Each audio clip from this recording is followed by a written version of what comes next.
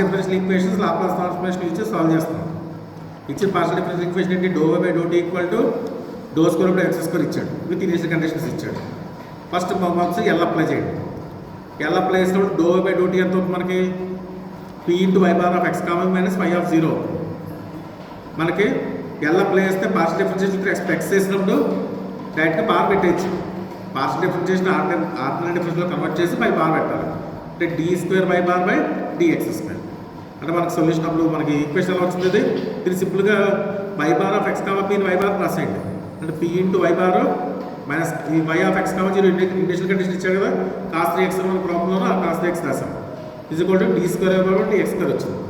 Interchange చేస్తే d square y bar dx square minus P into y bar equal to minus cos 3x వచ్చింది. ఇప్పుడు దీని solution కట్టాలి మనం వై బార్కి. అంటే జనరల్ సొల్యూషన్ అంటే వై బార్ ఈక్వల్ టు ఇది నాన్ హోమోజెనస్ కదా, వైసీ ప్లస్ వైపీ అని రాస్తాం. వైసీ అంటే ఫస్ట్ హోమోజెనస్ పార్ట్ సొల్యూషన్ కట్టాలి. అంటే దానికి ఆక్సిలరీ ఈక్వేషన్ రాయాలి. అంటే ఆక్సిలరీ ఈక్వేషన్ అంటే దీంట్లో ఏం చేయాలి మనం? D square by x square ప్లస్లో వై బార్ ప్లస్లో మనం ఎం స్క్వేర్ పెట్టాలి. D square y bar by dx square ప్లస్లో ఎం స్క్వేర్ పెట్టాలి. M square minus p equal to 0. అంటే m square equal to p, m equal to plus or minus square. రెండు values వచ్చాయి. Minus root plus అప్పుడు substitution చేస్తాం. అంటే y of c equal to c1 e power minus root p X plus c2 e power plus root p x వచ్చింది. Next y p calculate చేయాలి. Y p formula q by f of d. Q అంటే minus cos 3x by f of d అంటే d square minus 9. ఇది trigonometric function square function substitution చేయాలి. Square function ఏ substitution చేయాలి? D square ప్లస్లో substitution minus a square. A plus 3 ఉంది. అంటే minus 3 square minus p రాస్తాం. మైనస్ క్యాన్సిల్ చేస్తే cos 3x by P plus 9 వచ్చింది. సబ్స్టిట్యూషన్ చేస్తే y bar equal y c plus y substitution చేస్తాం. మన C1 C2 values find out చేయగలిగితే డిఫరెంట్ ఈక్వేషన్ పూర్తిగా సాల్వ్ రావాలి. ఎందుకని మరి కండిషన్స్ ఇచ్చాడు కదా, condition apply C1 C2 find out చేయాలి. ఫస్ట్ కండిషన్ ఇచ్చాడు మనకి y of y by 2 comma t equal to 0 ఇచ్చాడు. దీని మీద బార్ పెట్టండి. బార్ పెడితే y bar of y by 2 comma p equal to 0. అర్థమైందా? అంటే ఎక్స్ ప్లేస్లో పై బై 2 పెట్టాలి, వై బార్ ప్లేస్లో 0 పెట్టాలి.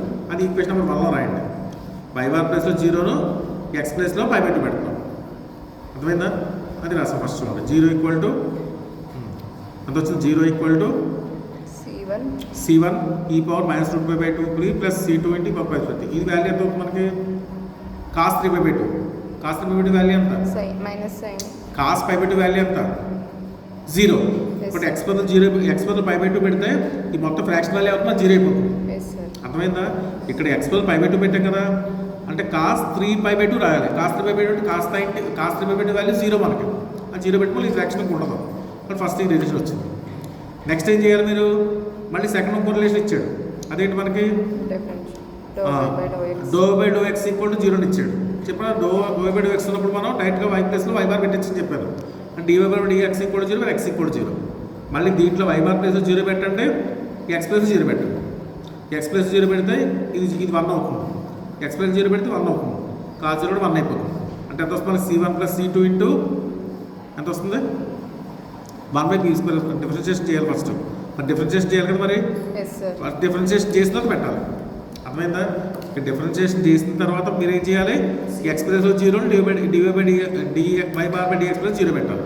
0 పెడితే ఎంత వచ్చింది మనకి? 0 equal to minus root P into C1 plus root P into C2 వచ్చింది. కానీ ఇక్కడ ఇది హోమోజెనస్ అయ్యి చూడండి, అవతలకు 0 ఉన్నాయి. అంటే ఎలా వచ్చింది మనకి? X plus 3y equal to 0, x plus 3y equal to 0, 5x plus 6y equal to 0 వచ్చింది అనుకోండి. ఇలా ఉంటే కండిషన్ ఖచ్చితంగా ఇవ్వాలి. X equal to 0, y equal to 0 ఇవ్వాలి. అది ఇక్కడ రాస్తాం. ఇప్పుడు C1 equal to 0, C2 equal to 0 వచ్చింది. అంటే ఈ వై బార్లో ఫస్ట్ 2 టర్మ్స్ పోయాయి. ఇక్కడ వై బార్ ఎంత వచ్చింది మనకి? ఇప్పుడు ఇక్కడ కాస్ 3x పీ ప్లస్ 9 వచ్చింది. కానీ యాక్చువల్గా మనకు కావాల్సిన వై కావాలి. అంటే ఇన్వర్స్ లాప్లాస్ ట్రాన్స్ఫార్మ్ అప్లై చేయాలి. y equal to inverse of cos 3x by P plus 9. మనం లాప్లాస్ ఇన్వర్స్ లాప్లాస్ దేనికి కడతాం? ఓన్లీ ఫంక్షన్ పీకి కడతాం, ఎక్స్ కడతాం. కానీ కాస్ 3x బయటకు వచ్చిస్తాం 1 బై పీ ప్లస్ 9. అంటే ఈ పవర్ మైనస్ 9x ఎక్స్. అంతే సాల్వ్ అవుతుంది.